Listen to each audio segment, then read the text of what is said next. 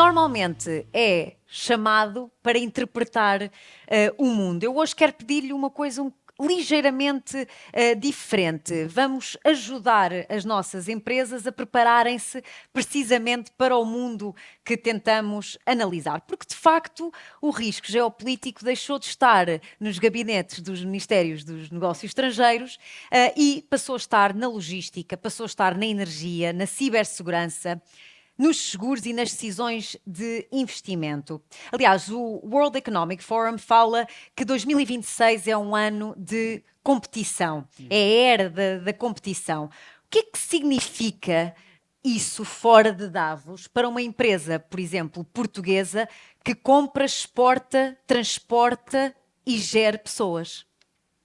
Muito obrigado. Sinceramente, não vejo qual é a novidade. A competição vive com as empresas vivem com a competição. A grande questão é de saber se a competição é sempre leal ou se é distorcida, se a competição é alterada por fatores como os fatores da imprevisibilidade geopolítica, mas também não há nada de novo. Quer dizer, nós vivemos praticamente desde o princípio do século XX em situações de grandes guerras que provocaram grandes conflitos. Quanto à questão do risco passar dos ministérios para outras entidades, o risco nunca esteve nos Ministérios dos Negócios Estrangeiros. Quer dizer, o risco foi sempre gerado e gerido por entidades, muitas vezes estatais, outras vezes não estatais, outras vezes paraestatais, e desde há décadas que as empresas, muitas das empresas, não sei se muitas das que estão aqui, possuem gabinetes de análise de risco, possuem relações geralmente frequentes, com várias entidades que estudam o risco. Por exemplo, ontem tivemos uma grande conferência em Lisboa em que estiveram presentes algumas empresas que contactam diariamente, não só com, por exemplo, embaixadas estrangeiras que estão em Portugal, como as embaixadas portuguesas que estão no estrangeiro, mas ainda, por exemplo, com entidades que estudam as informações. Enfim, não é nenhum segredo, o SIS para as informações internas, o CIED para as informações externas, que contactam, por exemplo, com uma zona especializada da AICEP. Não vou agora discutir se a AICEP funciona bem ou se funciona mal. Também não íamos por aí hoje. Tem um grupo de análise de risco, que eu não sei se é muito conhecido, mas também é frequentemente contatado. Enfim, eu podia fazer aqui uma lista de várias entidades que fazem parte dos contactos das empresas. E se eu quisesse dar um conselho às empresas perante as novas perturbações geopolíticas, é precisamente se concentrarem cada vez mais num grupo que exclusivamente trata do risco. A análise do risco, a resolução, a prevenção e a criação de mecanismos, uns mecanismos jurídicos, outros mecanismos económicos, que precisamente atenuem as vagas do risco. E, Nuno, que dependências críticas devem preocupar mais Portugal? Serão os semicondutores, serão as matérias-primas críticas, o transporte marítimo, os dados? Portugal vai se transformar, como sabem, se tudo correr bem, do ponto de vista do financiamento, e é sempre um se enorme, porque geralmente o financiamento em Portugal corre mal. Ou porque é um financiamento ilegal, ou porque é um financiamento irregular, ou porque não é de todo um financiamento. Julgava-se que era um financiamento, mas não é um financiamento. A quantidade de projetos, tenho aqui algumas caras amigas que sabem do que é que eu estou a falar, a quantidade de projetos que ruíram porque precisamente não tinham uma base sólida do ponto de vista jurídico no que toca ao financiamento, é uma história que nos podia levar até bastante longe. Mas seja como for, Portugal tem que se preocupar, as empresas portuguesas têm que se preocupar com tudo aquilo que preocupa as empresas que estão fora da zona imediata do Golfo. Tudo aquilo que preocupa as empresas europeias, tudo aquilo que preocupa as empresas americanas, tudo aquilo que preocupa as empresas dentro da América do Sul, do Centro e do Norte, tudo aquilo que preocupa as nações asiáticas, do ponto de vista empresarial, tem que preocupar os portugueses. Tem a ver, obviamente, com as cadeias de abastecimento, tem a ver com o custo exorbitante do seguro, por exemplo, para certas viagens marítimas, tem a ver com o facto de muitos materiais não estarem em reserva e, portanto, hoje temos uma grande penúria de muitos materiais que vão desde o combustível até peças de determinados tipos de engenharia e, portanto, nesse aspecto, as empresas portuguesas não são um mundo à parte. Há uma velha frase do grande escritor americano, Mark Twain, que dizia que quando chegar o fim do mundo, eu quero estar em Cincinnati, porquê? É que em Cincinnati chega tudo com 10 anos de atraso. Portanto, mas nós não pensemos que Portugal vai viver numa bolha em que o fim do mundo chega com 10 anos de atraso. O fim do mundo está aqui e o começo do mundo também. Mas a pertença à União Europeia protege-nos ou torna-nos mais vulneráveis a estes choques? A pertença à União Europeia, mesmo nos tornasse mais vulnerável ou que nos protegesse, é uma pertença sem grande alternativa. Qual é a alternativa? Eu diria que há dezenas de anos havia uma alternativa para a União Europeia. Hoje em dia não há. Certo. Não há uma possibilidade de sobrevivência. Portanto, se me perguntar assim, será melhor Portugal morrer no deserto ou estar durante alguns anos com falta de água? É capaz de ser melhor estar alguns anos com falta de água, ou seja, com menos água do que aquela que se deveria beber.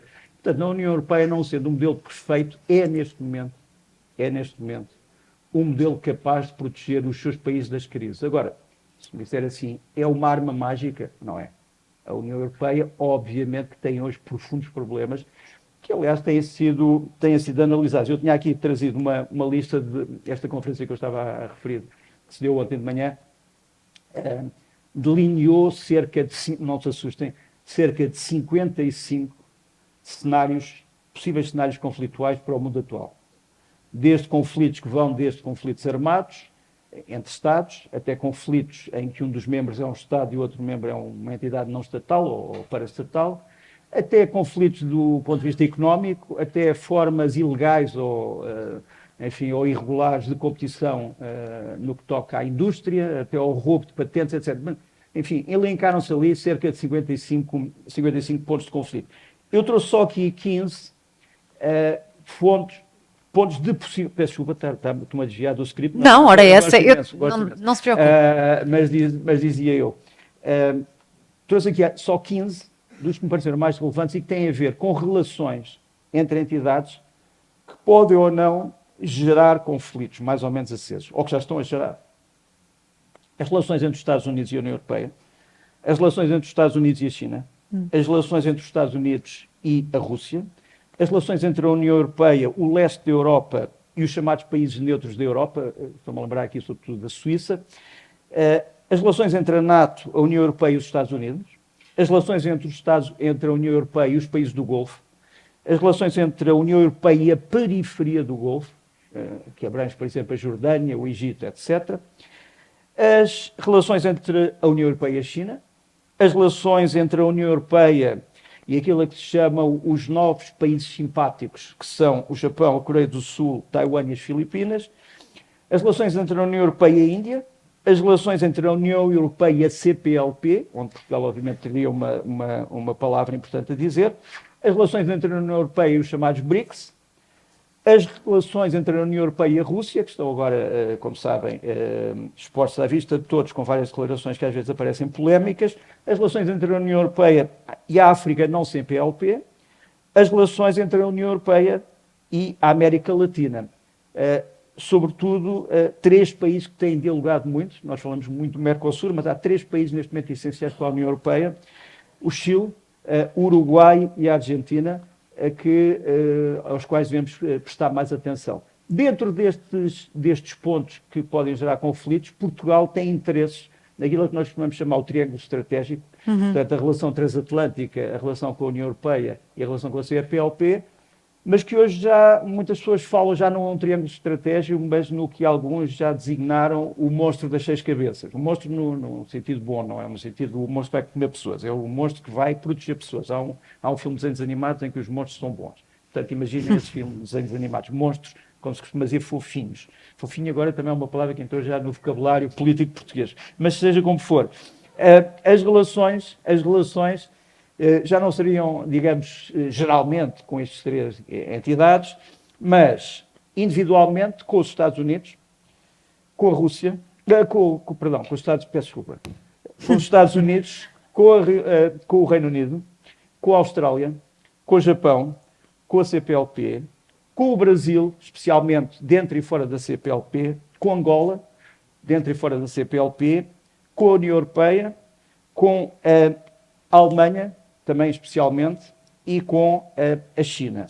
Portanto, digamos que aquilo que é o triângulo estratégico tem que ser trabalhado de uma forma mais fina, porque dentro desse triângulo há muitas entidades que têm que ser exploradas e que têm a ver diretamente com a nossa vida. Mas Desculpa, não há problema, Nuno, porque de facto há aqui um risco, há aqui mesmo que houvesse, o que é que se podia fazer? um receio, um receio que tem sido frequentemente apontado como um dos principais riscos globais em 2026 e que eu acho que, no fundo, alimenta todas essas relações e que também torna a necessidade da União Europeia estar tão bem interligada ainda mais premente e que é precisamente os ciberincidentes e a questão da cibersegurança. Qual dos riscos a nível de cibersegurança acha que é mais subestimado pelas pequenas e médias empresas em Portugal? E agora peço-lhe que se mantenha de facto aqui no nosso guião. Um risco que tem sido detectado e penso que não vou dar nenhuma novidade, mas é um risco que tem sido detectado e que tem sido considerado o risco número 1 pelas entidades e sobretudo pela Autoridade Nacional de Segurança Portuguesa. A questão, falou-se aqui muito na retenção de pessoal qualificado, que eu acho essencial. A retenção para mim tem a ver também com a qualificação, mas a não qualificação de, muitas vezes, trabalhadores, empresários, proprietários, gestores que trabalham na zona da cibernética. Ou seja, trabalhar com computadores não é uma brincadeira. E é preciso, portanto, ter regras básicas que têm que ser conhecidas em relação à cibersegurança. E essas regras básicas têm sido desconhecidas por muitas pessoas e há grandes catástrofes. Eu não vou aqui citar, mas há uma grande empresa portuguesa que sofreu muito com o ataque de vírus, que deriva pura e simplesmente da falta de regras de higiene cibernética como as dias mínimas. Porque há uma grande diferença entre estarmos seguros e estarmos preparados. Não acha? Não acho. Acho que se estamos preparados, estamos seguros. Sinceramente. Mas há uma série de, ou seja, há empresas Não que vejo têm qual é a planos, distinção. mas que não têm seguro, não têm forma de garantir que esses planos, dada uma determinada externalidade ou choque geopolítico. Se há preparação à segurança. E, portanto, o meu problema é que em algumas empresas não há preparação. E, portanto, não há segurança. Aqui podemos demorar muito tempo, porque há várias áreas de preparação, áreas que são endógenas das empresas, portanto, podem ser geradas pelas próprias empresas, dependendo também do seu tamanho.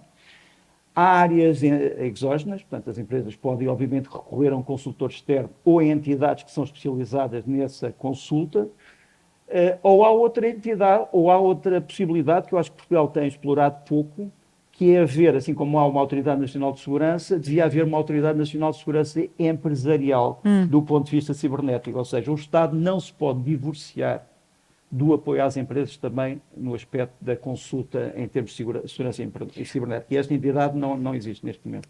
Uma entidade especializada. Nós estamos aqui hoje precisamente para valorizar empresas que conseguem agir, que conseguem prever e que por isso mesmo conseguem atuar antes. Como é que criamos urgência sem criar pânico? Eu acho que esta é até uma pergunta frequentemente colocada no seio da União Europeia.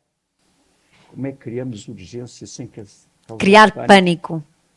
Repare, o pânico é uma reação irracional, a urgência é uma reação racional. Portanto, quer dizer, estão-nos opostos. Ter noção da urgência das coisas faz parte da racionalidade da decisão empresarial. Entrar em pânico não faz. Portanto, estamos perante dois opostos. Agora, sobre isso, o que eu acho que seria mais interessante era tentar perceber o que é que esta urgência neste momento significa para as empresas. Obviamente que os novos riscos que vêm dos conflitos que nós conhecemos e daqueles que não conhecemos, portanto, os tais 30 de que eu não falei, só falei em 15 possíveis conflitos, o que é que isso traz às empresas, o que é que obriga às empresas? Já se falou aqui um bocadinho sobre isso e eu gostei muito de ouvir.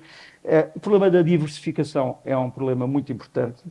O problema da chamada resiliência das cadeias de fornecimento. Há muitas maneiras das cadeias de fornecimento se tornarem mais sólidas, quer do ponto de vista de uma empresa única ou da cooperação com outras empresas e entidades não empresariais. Planeamento. Planeamento é essencial. Planeamento para a crise e é chamado planeamento de continuidade pós-crise. É algo que também se discute muito no nosso no nosso meio da análise de risco. Mas o que seria exatamente esse planeamento para a continuidade pós-crise? Os Estados, geralmente, os grandes Estados, Estados Unidos, China, outros, têm um plano de continuidade no caso as autoridades normais falharem. Imaginem que o Presidente dos Estados Unidos é morto, o Vice-Presidente é morto, o Secretário de Estado é morto, etc. Há entidades que asseguram a continuidade institucional nos Estados Unidos. Nas empresas, em algumas empresas, por exemplo, eu conheço o caso da Microsoft, há também um plano de continuidade, ou seja, se os órgãos normais de gestão da empresa deixarem de funcionar, há sempre uma entidade, vamos chamar aqui o Departamento X, que assegura a continuidade da empresa. Ou seja, que sabe como substituir competências, que sabe como substituir lugares e que sabe como substituir métodos habituais de trabalho. Agora, se me perguntarem assim, isto existe em todas as empresas? Claro que não. As empresas de enorme dimensão têm planos de continuidade que, por exemplo, uma microempresa não tem. Mas o planeamento para a crise e para a continuidade parece-me também muito importante.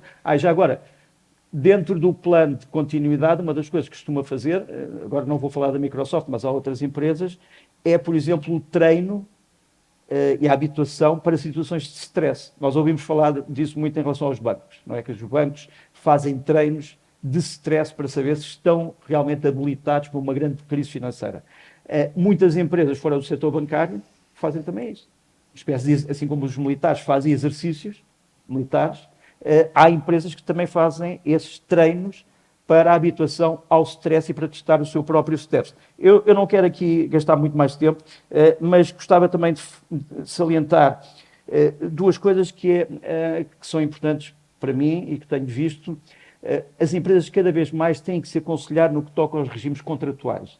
Em vários sítios do mundo, há cada vez mais contratos em que a chamada regra da force majeure, ou da força maior, ou enfim, daquilo que poderíamos chamar a emergência, está a ser transformada. Como sabem, a ideia da força maior não está inscrita propriamente em lei, é de certa forma um documento, que é de certa forma uma cláusula que entra nos contratos e hoje está a ser renegociada de formas perfeitamente inesperadas em vários sítios do mundo. Por causa da subida de preço dos seguros de transportes, por causa da raridade de materiais, etc.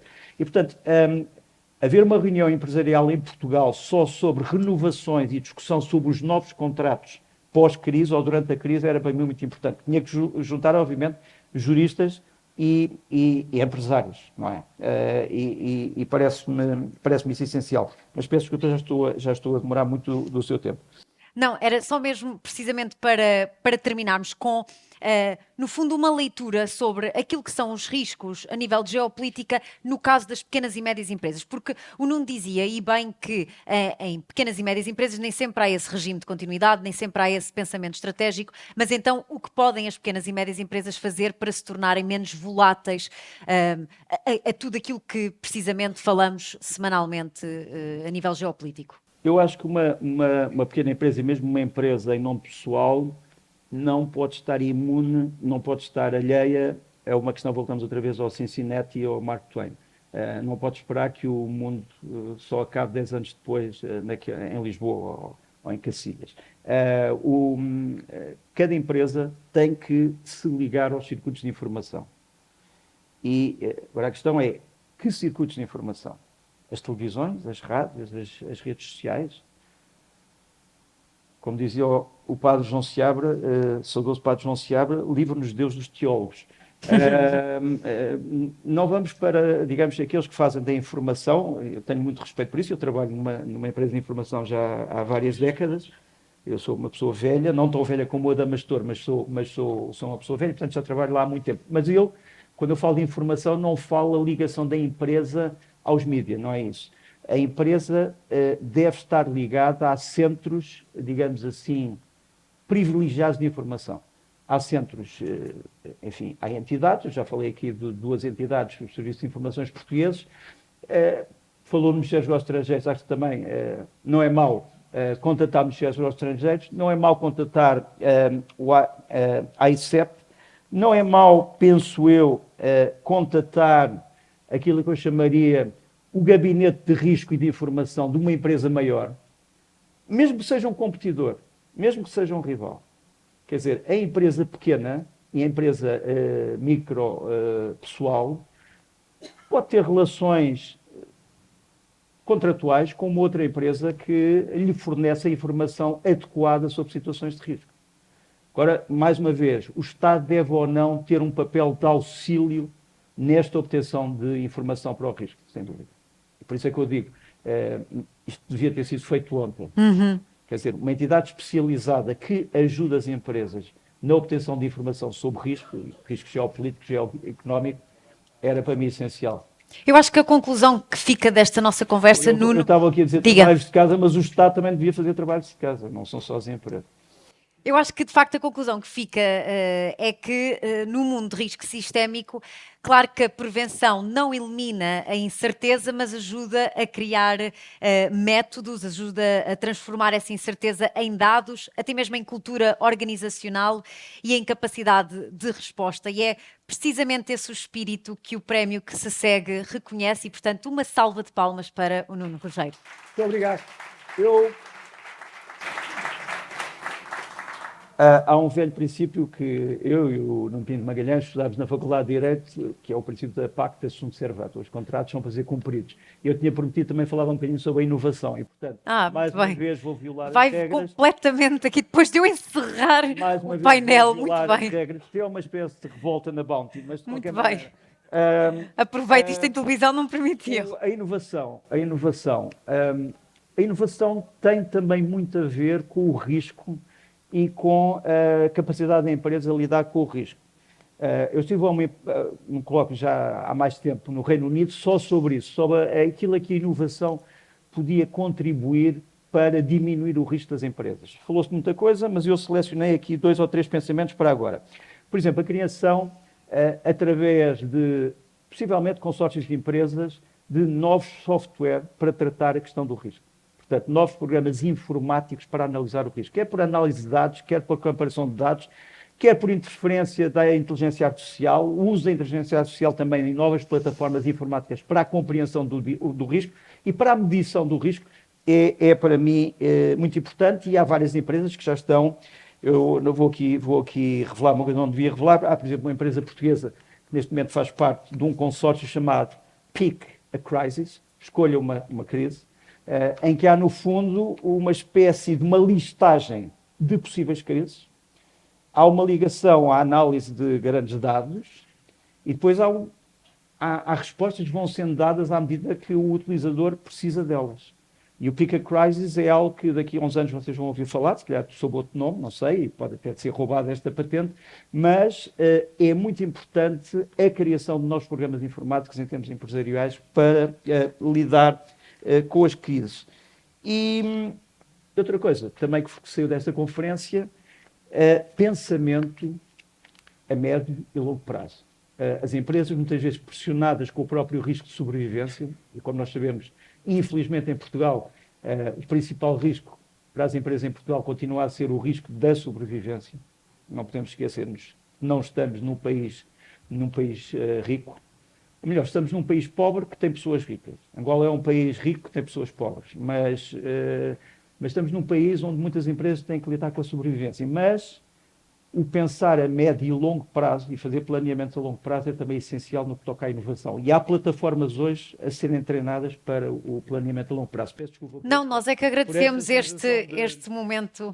De revolta. Não, agradecemos certamente este momento extra. A AGES é uma ótima companhia de seguros.